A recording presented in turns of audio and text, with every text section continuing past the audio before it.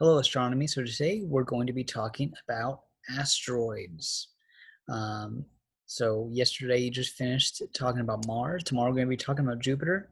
So this is a perfect chance to talk about asteroids, since most of the asteroids in our solar system orbit between Mars and Jupiter, which, if you also remember, is also the kind of the boundary between the inner terrestrial planets and those outer gaseous planets.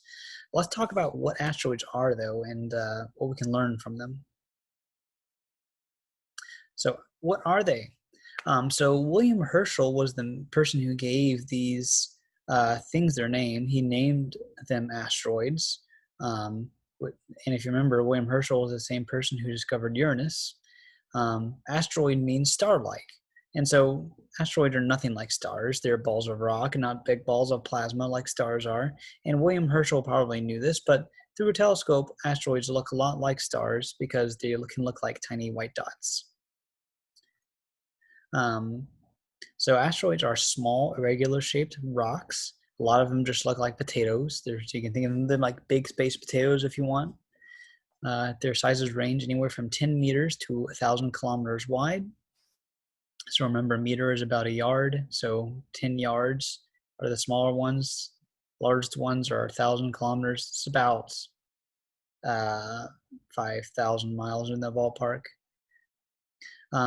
Most asteroids are pretty difficult to see because they reflect very little visible light. In other words, they're pretty dark. They're black, almost black. So they don't reflect very much light. However, they are very clearly seen in the infrared light range. So if you can see down here is a picture of one asteroid through a time lapse using infrared light. So again, they're very hard to see with visible light, which is why we don't really see many in the sky unless you have a good telescope. But they are very easy to see in the infrared range. That's the color of light that they emit. And actually, that's the color of light that you are emitting right now. Most people emit, well, I should say all people, as long as they're alive, emit light in the infrared range. So let's talk about the asteroid belt.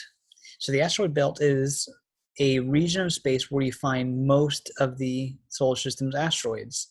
The solar system's actually has asteroids all throughout, but the asteroid belt is just where we find a very large concentration. You can see it's between the orbits of Mars and Jupiter, like I said. Jupiter also has its own little asteroid clusters called the Trojan asteroids. Jupiter has such a large gravitational influence that it kind of pulls these sets of asteroids called the Trojans behind and in front of it. And even though it is a large concentration of asteroids, it is actually mostly empty space. So let's talk about that for a second. So one misconception that lots of movies and the media might have you believing is that the asteroid belt is a huge crowded place where there are likely lots of collisions and it would be very difficult to navigate. And actually, that's not true at all. So we've sent countless probes and satellites through the asteroid belt with no problem. And that's just because it is mostly empty space. It's not because we've discovered every single asteroid and can avoid them. It's because it's mostly empty space.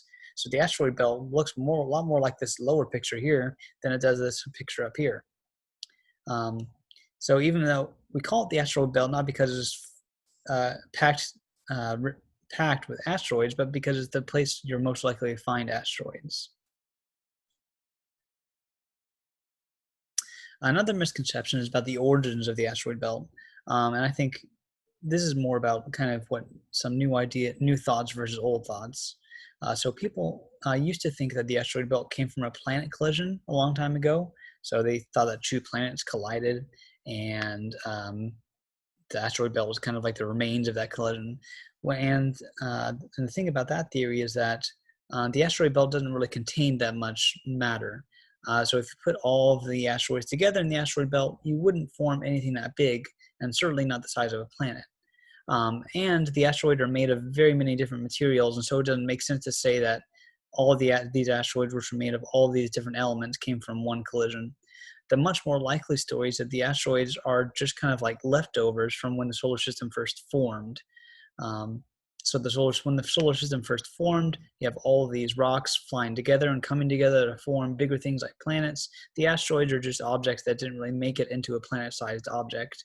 Um, and right now, they're probably being held together by Jupiter's large gravitational influence, they might just be in the one zone of the solar system because they are. So, although most of the asteroids can be found in the asteroid belt, they are found everywhere in the solar system.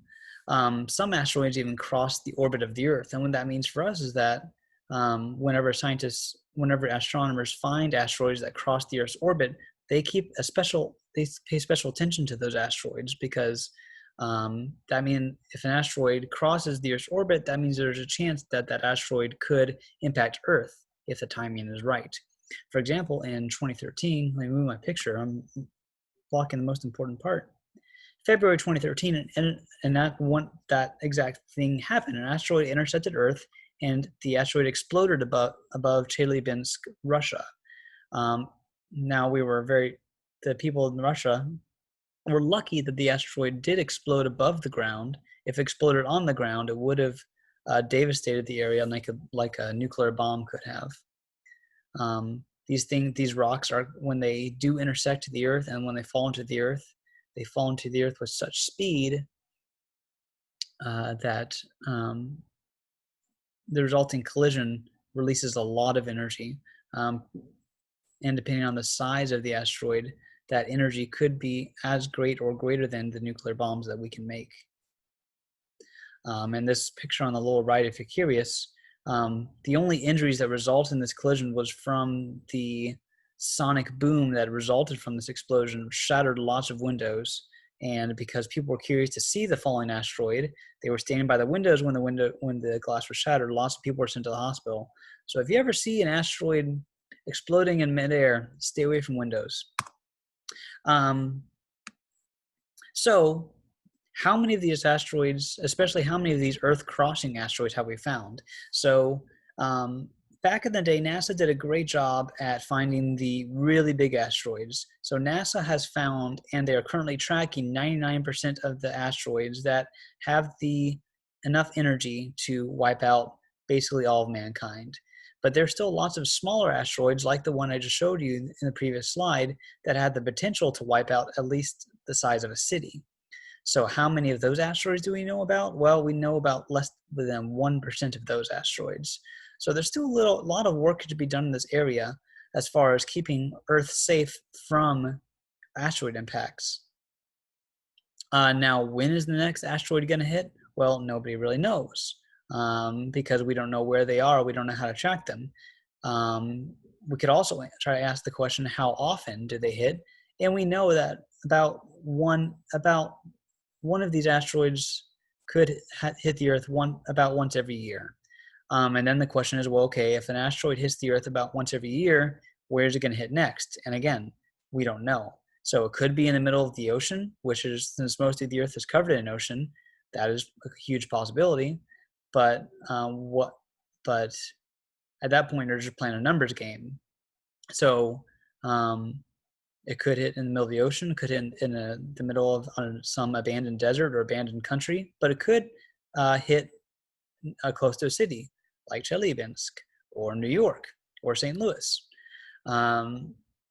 So there's a lot of work to be done in this area about just finding asteroids, especially those asteroids that have the potential to, maybe they won't wipe out the entire planet, but they could wipe out a city.